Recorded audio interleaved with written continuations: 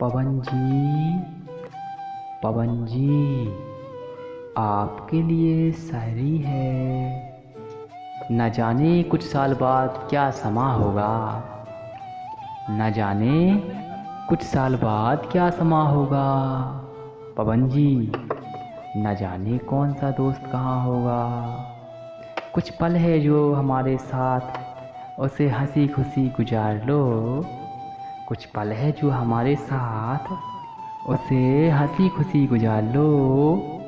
न जाने कल जिंदगी का क्या फैसला होगा, न जाने कल जिंदगी का क्या फैसला होगा। पवन जी।